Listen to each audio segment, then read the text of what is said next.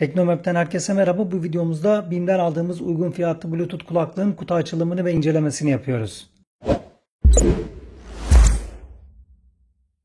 Bu Bluetooth kulaklığı BİM'den aldık 50 TL'ye. Freesound markasının Tune modeli. Hemen özelliklerine bakalım. Bluetooth 5.0'ı destekliyor. 2,5 saatlik çalışma süresi vaat ediyor. 10 metrelik mesafesi var. 250 miliamperlik bataryası bulunuyor kulaklıklarda. Ve micro USB şarjla bataryası doluyor. Şimdi kutu açılımımızı yapıp hemen ufak bir inceleme gerçekleştirelim.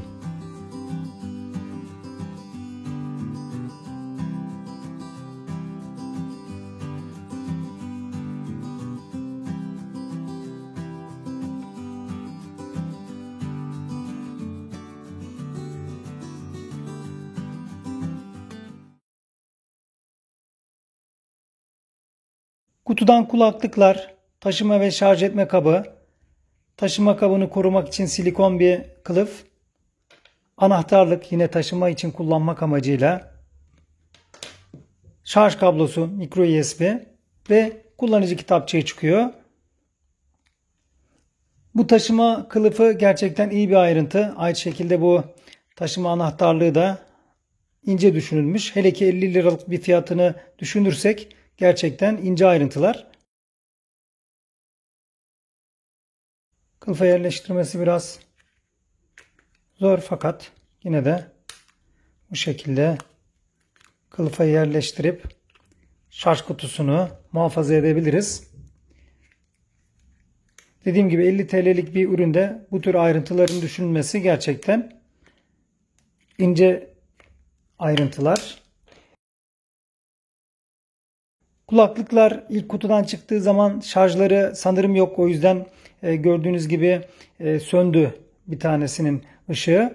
Şarj ederek, şarjını tam doldurarak sonrasında testimizi gerçekleştireceğiz. Cihazları zaten kutuya koyar koymaz şarj olmaya başlıyor. Şurada iki hafif led var. Sanırım bu kutunun şarjını gösteriyor. Kutuya koyduğumuz zaman da zaten gördüğünüz gibi şurada bir ışık yanıyor. Bu cihazların şarj olduğunu gösteriyor. Sanırım şarj oldukları zaman oradaki ışıklar sönecek. Bu kutuyu da bu alttaki girişten şarj ediyoruz.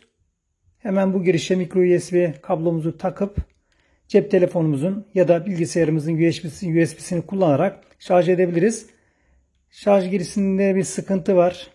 Açıkçası biraz zorlayarak şarj kablosunu taktım. Bakalım bir şarj edelim. Ondan sonra da eşleştirme yaparak ses testimize devam edelim.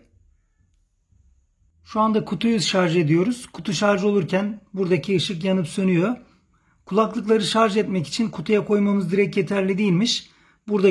Şuradaki yuvarlak butona basmak gerekiyormuş şarj olmaları için.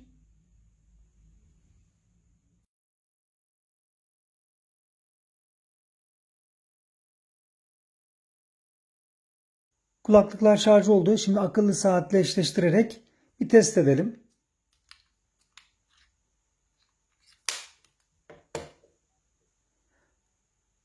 Kulaklıkları kutusundan çıkartır çıkarmaz hemen ilk defa kullanıyorsanız zaten eşleşme moduna geliyor. Daha önce eşleştirdiyseniz ve eşleştirdiğiniz cihazda Bluetooth açıksa direkt ona bağlanarak kullanabiliyorsunuz. Şimdi eşleştirme işlemini yapalım.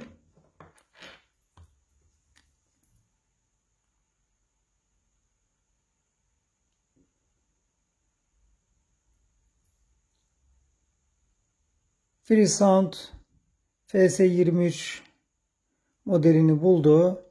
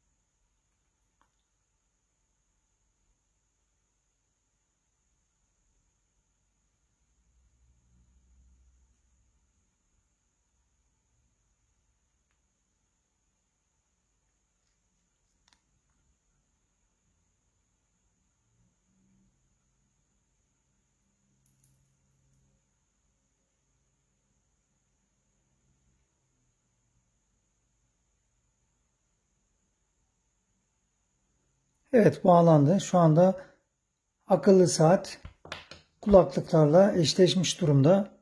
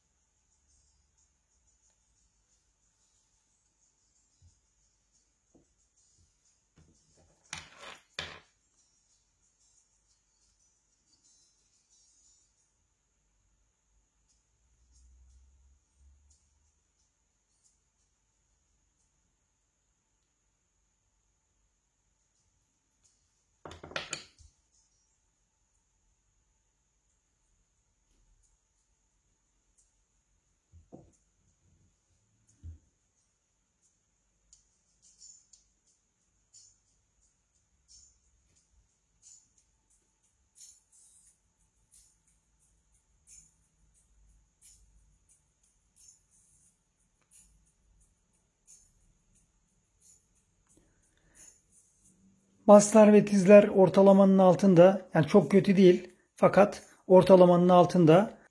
Her iki kulaklıkla da telefon görüşmesi yapılabiliyor. Yani ayrı ayrı kullanabiliyorsunuz. İkisinde de mikrofon var. Bu anlamda da 50 TL'lik bir kulaklık için yeterli olduğunu düşünüyorum. Evet, hızlı bir inceleme oldu. Sormak istediğiniz sorular veyahut da yorumlarınız varsa lütfen aşağıda belirtin. Kanalımıza abone olmayı lütfen unutmayın. Hoşça kalın.